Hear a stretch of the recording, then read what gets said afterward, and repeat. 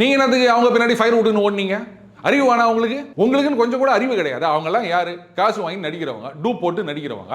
இவங்க ஏதோ சொன்னாங்கன்னா அவங்க பின்னாடி சில்லறைய செதற விட்டுனுக்கிறமே, நமக்கு எங்க போச்சு அறிவு அப்படின்னு கொஞ்சமாவது யோசிக்கணுங்க. இப்போ கேரளாலேருந்து பார்த்தீங்கன்னா நம்முடைய பண்பாடு கலாச்சாரம் என்ன? இந்த நாதஸ்வரம், இதுதான் மங்கள இசை அப்படின்னு சொல்லுவாங்க. ஆனா இன்னைக்கு தமிழ்னு பேசுறவங்க எல்லா விழாக்களிலும் பார்த்தீங்கன்னா எண்டமேளம் செண்டை அதுதானே இருக்குது. இங்க எங்கேயாவது நாதஸ்வரம் பார்க்க முடியுதா? எதுக்கு தேவையில்லாம நீங்க அங்கேருந்து இங்க நம்ம ஊர்ல நாதஸ்வர வித்வான்கள் கலைஞர்கள்லாம் பாவம் பொழப்பு இல்லாம கஷ்டப்பட்டுனுக்கிறாங்க. நீங்க அங்கேருந்து சேட்டன்களை இங்க இறக்கி வச்சிங்கன்னு டன் சண்டை மேளம் அடிச்சு நிக்கிறீங்க. யோசிக்க வேணாம் உங்களுக்கு? நம்ம தமிழர்கள் கஷ்டப்பட்டுனுக்கும் போது அங்கேருந்து இறக்குமதி பண்ணணுமா? அவங்களுக்கு டிரான்ஸ்போர்ட் காசு வேற. சொல்ல போனா இங்க பெருசா ஏஜென்சியே ஆரம்பிச்சிட்டாங்க, பர்மனண்டா இங்கே தங்கிட்டாங்க. ஏன்னா நம்ம தானே இழிச்ச வாயுங்க. அவங்க ஊர்லேருந்து இறைச்சி கழிவு கொண்டு வந்தாலும் இங்கே தான், மருத்துவ கழிவு கொண்டு வந்தாலும் இங்கே தான்.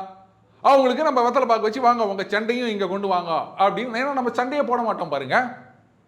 அந்த மாதிரி தான் அவங்க பொழப்புக்கு ஏதோ பண்ணிட்டு போகிறாங்க. அவங்க பின்னாடி போய் சில்லறையை செதற விட்டுன்னு போனீங்கன்னா இப்படி தான் நடக்கும்.